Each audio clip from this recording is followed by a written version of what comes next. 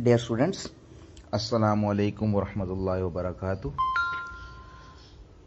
आज हम cardiovascular system में जो वैस्कुलर सिस्टम है यानी खून की नालियों का जो निज़ाम है जिस्म के अंदर, उसके बारे में डिस्कस करेंगे।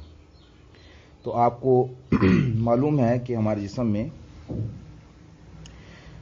खून की दो किस्म की नालियाँ होती हैं, यानी कि आर्टरीज और वेन्स। आर्टरीज वो होती हैं जो कि ऑक्सीजनेटेड ब्लड सप्लाई करती हैं, और वेन्स वो होती हैं जो कि डीऑक्सीजनेटेड ब्लड को सप्लाई करती हैं। तो आज हम बॉडी में जो आर्टरीज का ब्लड सप्लाई का सिस्टम यानी कि आर्टीरियल सिस्टम है उसको स्टडी करने की कोशिश करेंगे। तो आप डायग्राम नंबर 1 में देख सकते हैं कि आपको बॉडी के अंदर आर्टीरियल और वीनस सिस्टम का एक ओवरव्यू दिया गया है। आप देख सकते हैं कि जो रेड कलर की नालियां हैं वो आर्टरीज हैं, और जो कि लाइट ब्लू कलर की जो आपको नालियां दिखाई गई हैं वो आपकी वेन्स हैं बॉडी के अंदर। तो सबसे पहले आप डायग्राम नंबर 2 पर मूव करेंगे। डायग्राम नंबर 2 में आप देख सकते हैं कि आपको हमारा थोरैसिक केज दिखाया गया है। थोरैसिक केज यानी कि सीने की हड्डियों का पिंजर। थोरैसिक केज में आपको रिब्स दिखाई गई हैं जिनके पेयर्स होते हैं। थोरैसिक केज के मिड में आप देख सकते हैं कि आपको एक सॉलिड किस्म की बोन नजर आ रही है। इस बोन को स्टर्नम कहा जाता है। स्टर्नम का जो ऊपर वाला हिस्सा है जिसको मैनुब्रियम कहा जाता है वो यहां पर अहमियत का हामिल है। अब इसी के साथ साथ आप डायग्राम नंबर 3 में मूव करेंगे तो डायग्राम नंबर 3 में आपको एक आर्च नजर आ रही है। बेसिकली इसको आर्च ऑफ एओर्टा कहा जाता है। तो डायग्राम नंबर 2 में हमने जो मैनुब्रियम स्टडी किया था, यानी कि जो स्टर्नम का ऊपर वाला हिस्सा था जिसको हमने मैनुब्रियम कहा था, ये आर्च ऑफ एओर्टा जो है ये हमारे सीने में जो है वो मैनुब्रियम के पीछे पाई जाती है। यानी कि सीने के अंदर मैनुब्रियम के बिल्कुल पीछे जो आर्च, जो खून की नाली पाई जाती है, उसको आर्च ऑफ एओर्टा कहा जाता है, और वो आप डायग्राम नंबर 3 में देख सकते हैं। तो आर्च ऑफ एओर्टा जो है वो बेसिकली हार्ट के लेफ्ट वेंट्रिकल से असेंडिंग एओर्टा के जरिए जो है ना कनेक्टेड होती है। अब हम आर्च ऑफ एओर्टा की जो मेन ब्रांचेज हैं, यानी कि जो मेन खून की नालियां उससे निकलती हैं, उनके बारे में डिस्कस करेंगे। तो सबसे पहले आपको मालूम था, हम जरा इसके पस मंजर में जाएंगे कि आपको हमने लास्ट टाइम कई दफ़ा स्टडी कर चुके हैं कि लेफ्ट वेंट्रिकल जो है वो ऑक्सीजनेटेड ब्लड, यानी कि वो खून जिसके अंदर ऑक्सीजन की मिकदार मुनासिब हो चुकी है या बढ़ चुकी होती है, वो अपनी सिस्टली में जब कॉन्ट्रैक्ट करता है तो वो ऑक्सीजनेटेड ब्लड को एओर्टा में भेज देता है। अब एओर्टा में से होता हुआ ब्लड जो है वो आर्च ऑफ एओर्टा में पहुंचता है। तो आर्च ऑफ एओर्टा की 3 मेन ब्रांचेस होती हैं। आप इस डायग्राम नंबर 3 में देख सकते हैं। आपको ब्रेकियोसेफेलिक आर्टरी या इनोमिनेट आर्टरी इसको कहा जाता है, आप देख सकते हैं राइट साइड पर। इसी के अलावा आपको लेफ्ट कॉमन कैरोटिड आर्टरी और लेफ्ट सबक्लेवियन आर्टरी नजर आ रही हैं। ये 3 मेन ब्रांचेस हैं जो आपको आर्च ऑफ एओर्टा से जो हमारी इमर्ज करती हैं, यानी कि निकलती हैं। तो अब जो ब्रेकियोसेफेलिक आर्टरी है वो जो है वो फर्दर जो है आगे जाके थोड़ा सा ऊपर जाकर राइट सबक्लेवियन आर्टरी और राइट कॉमन कैरोटिड आर्टरी में डिवाइड हो जाती है। यानी कि अब हमारे आर्च ऑफ एओर्टा से निकलने के बाद ब्रेकियोसेफेलिक ट्रंक के जरिए या इनोमिनेट आर्टरी के जरिए राइट सबक्लेवियन आर्टरी और राइट कॉमन कैरोटिड आर्टरी बन चुकी है, और एओर्टा से डायरेक्टली जो है वो लेफ्ट कॉमन कैरोटिड आर्टरी और लेफ्ट सबक्लेवियन आर्टरी जो है वो इमर्ज हो रही है। अब हम डायग्राम नंबर 4 की तरफ मूव करेंगे। डायग्राम नंबर 4 में हम देख सकते हैं कि हमें जो कॉमन कैरोटिड आर्टरीज जो हमने अभी डिस्कस किए हैं डायग्राम नंबर 3 में, जो कि राइट साइड पर जो है वो ब्रेकियोसेफेलिक आर्टरी से निकली है, और लेफ्ट साइड पर वो आर्च ऑफ एओर्टा की ब्रांच है, वो जो ऊपर गई हैं गर्दन की तरफ, तो उनको हम डिस्कस करेंगे। तो लेफ्ट जो कॉमन कैरोटिड आर्टरीज होती हैं डियर स्टूडेंट्स,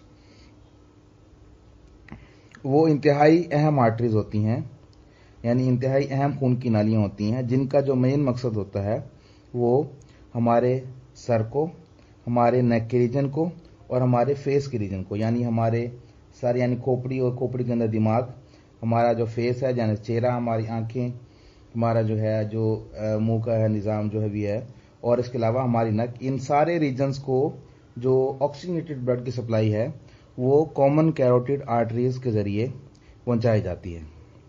अब जिस तरह हम पहले जान चुके हैं कि कॉमन कैरोटिड आर्टरीज की भी दो होती हैं, यानी कि एक राइट साइड पर जो कि ब्रेकियोसेफेलिक आर्टरी से निकली थी। आप डायग्राम नंबर 4 में देख सकते हैं कि राइट साइड में आप आर्च ऑफ एओर्टा से देख सकते हैं कि राइट साइड पर ब्रेकियोसेफेलिक आर्टरी निकली या इनोमिनेट आर्टरी, और इनोमिनेट आर्टरी से ऊपर की तरफ जो आर्टरी जा रही है उसको राइट कॉमन कैरोटिड आर्टरी कहा जाता है, जबकि आर्च ऑफ एओर्टा से जो है वो लेफ्ट कॉमन कैरोटिड आर्टरी निकल रही है। ये दोनों आर्टरीज जो कॉमन कैरोटिड आर्टरीज हैं, यानी कि राइट और लेफ्ट आर्टरीज जो हैं, ये ऊपर गर्दन की तरफ मूव करती हैं और नेक में जाकर यानी गर्दन में जाकर ये जो दोनों आर्टरीज हैं, यानी कि राइट और लेफ्ट कॉमन कैरोटिड आर्टरीज, ये इंटरनल एंड एक्सटर्नल ब्रांचेस में डिवाइड हो जाती हैं। यानी कि अब राइट एक्सटर्नल कैरोटिड आर्टरी और राइट इंटरनल कैरोटिड आर्टरी, इसी तरह से लेफ्ट एक्सटर्नल कैरोटिड आर्टरी और लेफ्ट इंटरनल कैरोटिड आर्टरी में तकसीम हो जाएंगी।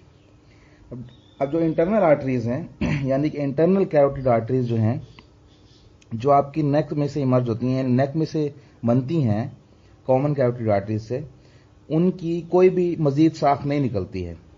यानी कि जो आपके इंटरनल कैरोटिड आर्टरीज हैं वो नेक के अंदर ट्रैवल करते हुए सीधा आपके खोपड़ी के अंदर सुराखों के जरिए होते हुए आपके ब्रेन को डायरेक्ट ब्लड सप्लाई पहुंचाती हैं। और इम्पॉर्टेंट बात यह है कि इंटरनल कैरोटिड आर्टरी की, जैसे हम डिस्कस कर चुके हैं, कि इस दौरान में वो कोई ही ब्रांच नहीं देती, वो डायरेक्ट आपके ब्रेन को ब्लड की सप्लाई पहुंचाने की कोशिश करती है। इसी के साथ आप देख सकते हैं कि एक्सटर्नल कैरोटिड आर्टरी आपको दिखाई जा रही है, यानी राइट एक्सटर्नल कैरोटिड आर्टरी और लेफ्ट एक्सटर्नल कैरोटिड आर्टरी। तो राइट और लेफ्ट एक्सटर्नल कैरोटिड आर्टरीज जो हैं वो उनकी बहुत सारी डिवीजन होती हैं, बहुत सारी ब्रांचेस देती हैं। कुछ ब्रांचेस जो हैं वो आपकी नेक के रीजन में ब्लड की सप्लाई दे रही होती हैं, थायराइड वगैरह को। इसी तरह से आपके जो फेस के मसल्स हैं, फेस की जो ब्लड सप्लाई है वो हो गई। इस तरह आपके जो सुपर खोपड़ी है, खोपड़ी के बाहर जो आपकी जिल्द है, यानी कि जहाँ बालों वाला रीजन है, ये बाकी जो जिल्द है, उस सारे रीजन को ब्लड की सप्लाई जो है वो एक्सटर्नल कैरोटिड आर्टरी के जरिए पहुंचाई जाती है। इसके साथ ही अब हम डायग्राम नंबर 3 को दोबारा देखने की कोशिश करेंगे। डायग्राम नंबर 3 में हमने देखा था कि राइट साइड पर जो आपकी ब्रेकियोसेफेलिक ट्रंक थी उससे राइट कॉमन कैरोटिड आर्टरी के साथ साथ राइट सबक्लेवियन आर्टरी भी निकली थी। इसी तरह से लेफ्ट साइड पर जो है वो लेफ्ट सबक्लेवियन आर्टरी जो है वो डायरेक्टली जो है आर्च ऑफ एओर्टा से इमर्ज हुई थी। अब हम डायग्राम नंबर 5 में जाएंगे। तो हमें मालूम हो चुका है कि राइट और लेफ्ट सबक्लेवियन आर्टरीज जो हैं वो आपकी फर्स्ट रिब के लेवल पर जो होते हैं इमर्ज होती हैं, यानी कि आपकी जो पहली पसली है राइट और लेफ्ट साइड पर, उस लेवल के ऊपर जो है वो आपकी राइट और लेफ्ट सबक्लेवियन आर्टरीज जो है वो इमर्ज होती हैं। अब डायग्राम नंबर 5 में आप देख सकते हैं कि हमें अभी मालूम हुआ था कि जो राइट और लेफ्ट सबक्लेवियन आर्टरीज जो इमर्ज हुई हैं वो आगे हमारे बगल वाले रीजन में, यानी कि एक्सिलरी रीजन में जाकर जो है ना वो एक्सिलरी आर्टरी में मतलब है कि एक्सिलरी आर्टरी में तब्दील हो जाती हैं। अब आप एक्सिलरी आर्टरी इस डायग्राम में देख सकते हैं, यानी कि आप देख सकते हैं कि जो सबक्लेवियन आर्टरी राइट साइड पर और सबक्लेवियन आर्टरी लेफ्ट साइड पर इमर्ज हुई थी वो आगे जाकर जो है वो एक्सिलरी आर्टरी में तब्दील हो गई। अब एक्सिलरी आर्टरी आप देख सकते हैं कि बहुत सारी छोटी छोटी ब्रांचेस दे रही है जो आपके एक्सिला यानी कि बगल वाले रीजन और आपके शोल्डर जॉइंट को ब्लड की सप्लाई पहुंचा रहे हैं। एक्सिलरी आर्टरी के साथ ही आप देख सकते हैं कि एक डॉटेड लाइन आपको नजर आ रही है। डॉटेड लाइन जो है यहाँ से आपकी ब्रेकियल आर्टरी स्टार्ट हो जाती है। तो ब्रेकियल आर्टरी यहां से स्टार्ट होकर आपके जो आपका एल्बो जॉइंट है यानी कि जो कोनी का जॉइंट है उसके सामने जाकर जो है वो आगे जो है वो रेडियल और अल्नर आर्टरी में तकसीम हो जाती है। अब आप ब्रेकियल आर्टरी को भी देख सकते हैं कि ब्रेकियल आर्टरी भी बहुत सी छोटी बड़ी ब्रांचेस दे रही है जो आपके बाजू के इस रीजन को ब्लड की सप्लाई करते हैं। इसी के साथ साथ आपको पता है कि ब्रेकियल पल्स जिसके बारे में हमने डिस्कस किया था पहले पल्सेस के रीजन में, कि ब्रेकियल पल्स जो हम काउंट करने की कोशिश करते हैं जो पेशेंट्स के बारे जो, तो वो भी हम एल्बो जॉइंट में बाजू के अगले हिस्से में जो है वो उसको जो है मेजर किया जाता है। इसी के साथ साथ अब हम देख सकते हैं कि हमने एक्सिलरी आर्टरी जो कि सबक्लेवियन आर्टरी से इमर्ज हुई थी उसको डिस्कस किया। एक्सिलरी आर्टरी के साथ ही जो है वो एक्सिलरी आर्टरी जो है वो बाजू वाले रीजन में पहुंचकर जो है वो ब्रेकियल आर्टरी में तकसीम हो गई। ब्रेकियल आर्टरी जो है वो आगे जाकर आपके एल्बो जॉइंट के रीजन में जाकर जो है वो अल्नर आर्टरी और रेडियल आर्टरी में तकसीम हो जाएगी। अब हम डायग्राम नंबर 6 की तरफ मूव करेंगे। डायग्राम नंबर 6 में आप देख सकते हैं कि आपको रेडियल और अल्नर आर्टरीज दिखाई गई हैं। अब रेडियल और अल्नर आर्टरीज जो हैं वो आपके फोर आर्म को और आपके हाथ को ब्लड की सप्लाई करती हैं, यानी फोर आर्म आपका हाथ का जो एल्बो जॉइंट से नीचे वाला हिस्सा आपके कलाई वाले जॉइंट तक और हैंड हाउस से आगे मौजूद होता है। तो आपकी रेडियल और अल्नर आर्टरी जो हैं उनका मेन मकसद जो है वो आपके फोर आर्म और आपके रिस्ट जॉइंट और आपकी हैंड को ब्लड की सप्लाई पहुंचाना होता है। जो रेडियल और अल्नर आर्टरीज हैं उनके नेम्स जो हैं बेसिकली उन हड्डियों के बेस पर हैं जो जिनके ऊपर ये पाई जाती हैं। यानी कि आप देख सकते हैं इस डायग्राम में भी कि आपको जो है वो रेडियल आर्टरी के नीचे जो है वो रेडियल बोन नजर आ रही है यानी कि रेडियस नजर आ रही है, और आपको अल्नर आर्टरी के नीचे आपको अल्ना नजर आ रही है यानी कि अल्ना। तो इन दोनों आर्टरीज के नेम जो बेसिकली हैं वो बोन्स की मुनासबत से हैं। इसी के बाद आप देख सकते हैं कि रेडियल आर्टरी जो है वो बाहर की साइड पर है यानी लेटरल साइड पर है, और अल्नर आर्टरी जो है वो अंदर की साइड पर या मीडियल साइड पर है। और एक इंपॉर्टेंट क्लिनिकल पॉइंट जो हमने पहले भी डिस्कस किया था पल्सेस के टॉपिक में कि रेडियल पल्सेस और अल्नर पल्सेस के बारे में हमने डिस्कस किया था।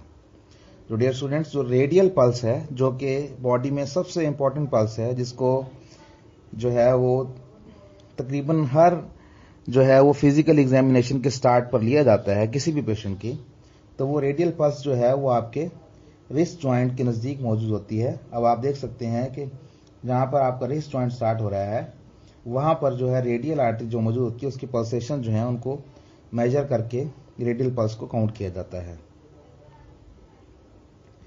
इसी के साथ साथ अब हम डायग्राम नंबर 7 पे जाएंगे।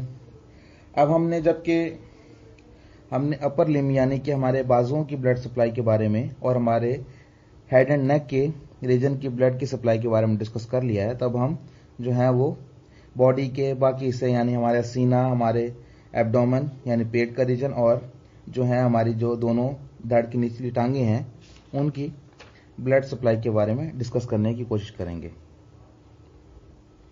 तो आप डायग्राम नंबर 7 में देख सकते हैं कि आर्च ऑफ एओर्टा के बाद यानी कि आर्च ऑफ एओर्टा जिसको हम डिस्कस कर चुके हैं, जो एक कर्व होती है जिसमें से हमने स्टडी किया कि ब्रेकियोसेफेलिक ट्रंक और जो है वो लेफ्ट कॉमन कैरोटिड और लेफ्ट सबक्लेवियन आर्टरीज इमर्ज हुई थी। उसके बाद जो है ये एओर्टा जो है वो नीचे की जानिब ट्रैवल करता है और इस नीचे वाली तरफ मूव करते हुए एओर्टा जो है वो पहले जो है जो थोरैक्स के रीजन में होता है इसको डिसेंडिंग थोरैसिक एओर्टा कहा जाता है। तो डिसेंडिंग थोरैसिक एओर्टा जैसे जैसे नीचे की तरफ मूव करता जाता है साथ साथ ये छोटी छोटी ब्रांचेस में ब्लड सप्लाई यानी एओर्टिक जो आर्टीरियल ब्लड होता है उसकी सप्लाई देता जाता है। तो ये अपने रीजन में जैसे जैसे नीचे की तरफ मूव करता जाता है साथ साथ ये आपके लंग्स को यानी फेफड़ों को, आपकी खुराक की नाली यानी एसोफेगस को और इसी तरह की मल्टीपल जो स्ट्रक्चर्स जो आपके सीने के अंदर मौजूद होती हैं उनको ब्लड की सप्लाई जो है वो साथ साथ पहुंचाता आता है। इसी के साथ आप देख सकते हैं कि दरम्यान में डायफ्राम, यानी जो हमने एक दफा डिस्कस किया था कि डायफ्राम जो है वो एक उजलाती तह है जो आपके थोरेक्स को यानी आपके सीने को आपके एब्डोमेन यानी आपके पेट से अलग करती है। तो आप देख सकते हैं कि जो डिसेंडिंग थोरेसिक एओर्टा था वो डायफ्राम यानी जो दरमियान में एक उजलाती तह थी उसमें से गुजरता हुआ एब्डोमेन वाले रीजन में एंटर हो रहा है। तो यहां से ऑनवर्ड जो है इसको एब्डोमिनल एओर्टा कहा जाएगा। एब्डोमिनल एओर्टा जो है वो बहुत सी जो है वो ब्रांचेस देता है, जैसे कि सीलिएक ट्रंक। तो सीलिएक ट्रंक जो है वो एक मेन ब्रांच है जो आपके जिगर को, आपके मैदे को, आपके लबलबे को, आपकी छोटी आंत को और आपकी तीली को खून की सप्लाई जो है ऑक्सीनेटेड ब्लड की सप्लाई को पहुंचाता है। इसी के साथ साथ जो है एब्डोमिनल एओर्टा की दो मेन ब्रांच जो इंपॉर्टेंट ब्रांचेस हैं वो superior and inferior mesenteric arteries होती हैं। सुपीरियर और इंफीरियर मेसेंटेरिक आर्टरीज जो हैं आपकी वो आपकी बड़ी आंत को खून की सप्लाई पहुंचाती हैं। इसी तरह से रीनल आर्टरीज होती हैं जो आपके गुर्दों को खून की सप्लाई पहुंचाती हैं, और टेस्टिकुलर आर्टरी जो होती है वो जो है वो मर्दों में यानी मेल्स में जो है वो खसियों को जो है वो ऑक्सीनेटेड ब्लड सप्लाई करती है, जबकि ओवेरियन आर्टरी जो है इसी तरह वो फीमेल्स में आपकी जो फीमेल्स होती हैं उनकी ओवरीज को जो है ना वो जो बैदादानियाँ होती हैं उनको ऑक्सीनेटेड ब्लड की सप्लाई जो है वो मुहैया करती है। तो ये जो तमाम ब्रांचेस हो गई जैसे कि सीलिक ट्रंक हमने डिस्कस किया, superior and inferior mesenteric artery हो गई, इस तरह रीनल आर्टरी हो गई, इस तरह टेस्टिकुलर आर्टरी मेल्स में और ओवेरियन आर्टरी फीमेल्स में जो है ये सब के सब जो आर्टरीज होती हैं ये आपके एब्डोमिनल एओर्टा की ब्रांचेस होती हैं। इसके बाद हम डायग्राम नंबर 8 को मूव करेंगे। अब आप देख सकते हैं कि एब्डोमिनल एओर्टा जो है उसकी ब्रांचेस होने के बाद एब्डोमिनल एओर्टा जो है वो फोर्थ लंबर वर्टिब्रा, ये लंबर वर्टिब्रास जो हैं इनके बारे में हम जब हम स्केलेटल सिस्टम को डिस्कस करेंगे तो इनके बारे में तफसील से हम जानने की कोशिश करेंगे। तो अभी हम सिर्फ इतना ही जानेंगे कि फोर्थ लंबर वर्टिब्रा के रीजन पर यानी कि जो चौथा लंबर वर्टिब्रा होता है उसके रीजन पर जाकर एब्डोमिनल एओर्टा जो है वो right and left common iliac artery में तकसीम हो जाता है। तो राइट और लेफ्ट कॉमन इलियक आर्टरीज जो हैं वो राइट साइड को, जैसा कि आप डायग्राम नंबर 8 में देख सकते हैं, और लेफ्ट साइड को नीचे की तरफ मूव करती हैं। और थोड़ा सा मूव करने के बाद जो राइट और लेफ्ट कॉमन इलियक आर्टरीज हैं वो राइट और left external and internal iliac arteries में तकसीम हो जाती हैं। अब जो इंटरनल इलियक आर्टरीज होती हैं राइट और लेफ्ट साइड की, वो इस पेल्विस के रीजन में, यानी कि जो पेल्विस का रीजन जिसको कहा जाता है, इसके अंदर ब्लड की सप्लाई जो मुख्तलिफ ऑर्गन्स होते हैं उनको वहां पहुंचाती है। इसी तरह जब आप देखेंगे कि एक्सटर्नल जो इलियक वेन्स हैं यानी कि आर्टरीज हैं, यानी कि राइट और लेफ्ट एक्सटर्नल इलियक आर्टरीज जो हैं वो आगे मूव करती हैं और आपकी जो है वो लोअर लिम्स यानी कि आपकी टांगों की तरफ मूव कर लेती हैं। तो जो एक्सटर्नल इलियक आर्टरीज हैं वो बेसिकली आपकी लोअर लिम्स को ब्लड सप्लाई करने का यानी कि ऑक्सीनेटेड ब्लड सप्लाई करने का रीजन बनती हैं। तो आपके लोअर लिम्ब में एंटर होते साथ ही आप सबसे पहले फेमोरल आर्टरी से आपका देख सकते हैं आप फेमोरल आर्टरी। तो फेमोरल आर्टरी जो है वो आपकी लोअर लिम्ब यानी आपकी टांगों की जो है वो सबसे मेन ब्लड सप्लाई है ऑक्सीनेटेड ब्लड की। तो ये जो आपकी फेमोरल आर्टरी है वो आपकी जो है आपके जो थाई का रीजन है उसको जो है ना वो ऑक्सीनेटेड ब्लड की सप्लाई जो है ना वो पहुंचाती है। और ये जो फेमोरल आर्टरी है ये हम डिस्कस कर चुके हैं कि ये एक्सटर्नल इलियक आर्टरी से इमर्ज हुई है। इसी तरह आप देखेंगे कि एक्सटर्नल जो आपकी फेमोरल आर्टरीज हैं दोनों साइड पर वो आपकी जो है वो थाई के अंदर जो है ना वो मुख्तलिफ ब्रांचेस दे रही हैं और ब्लड की सप्लाई को पहुंचा रही हैं। जैसे जैसे ये आपकी फेमोरल आर्टरीज मूव करती हैं और नी जॉइंट के लेवल पहुंचती हैं तो नी जॉइंट के बैक साइड पर जो है यहाँ पर जो है वो ये आर्टरीज जो है वो पोप्लीटियल आर्टरी में तब्दील हो जाती हैं। यहाँ से इस आर्टरी को पोप्लीटियल आर्टरी कहा जाता है। और जो आपकी पोप्लीटियल आर्टरी हैं वो उसकी जो है वो आपके नी के रीजन के इर्द गिर्द जो है वो ब्लड की सप्लाई को पहुंचाती हैं। और पोप्लीटियल आर्टरी से नीचे पिंडली की जानिब जब आपका जो है ना वो पोप्लीटियल आर्टरी मूव करती है तो थोड़ा सा आपके पटेला यानी कि घुटने की जो हड्डी है उसके नीचे मूव करने के बाद जो है वो आपकी पोप्लीटियल आर्टरी जो है वो एंटीरियर और पोस्टीरियर टिबियल आर्टरीज में डिवाइड हो जाती है। और एंटीरियर और पोस्टीरियर टिबियल आर्टरी जो कि आप डायग्राम में देख सकते हैं, ये आपके जो है वो आपकी जो पिंडली है और आपके जो टखरा है और वो आपके पाँव को जो है वो ब्लड की सप्लाई पहुंचाती है। इसके साथ ही हमारा आज का लेक्चर कंप्लीट हो गया। तो उम्मीद है कि आपको आर्टीरियल सिस्टम के जो आर्टीरियल सिस्टम की जो बेसिक मालूमात हैं वो आपको मिल चुकी होंगी। डियर स्टूडेंट्स, जो आर्टीरियल सिस्टम में हमने जो मेन आर्टरीज जो तकरीबन सभी रीजन्स की डिस्कस की हैं, इन मेन आर्टरीज का रीजन, इन मेन आर्टरीज का नाम, इन मेन आर्टरीज की पोजीशन और कौन कौन से रीजन को या कौन कौन से आर्गन को ये खून की सप्लाई दे रहे हैं, तो ये हमें जो है वो इसको अच्छी तरह से समझ लेना चाहिए और इसको ज़हन नशीन कर लेना चाहिए। शुक्रिया।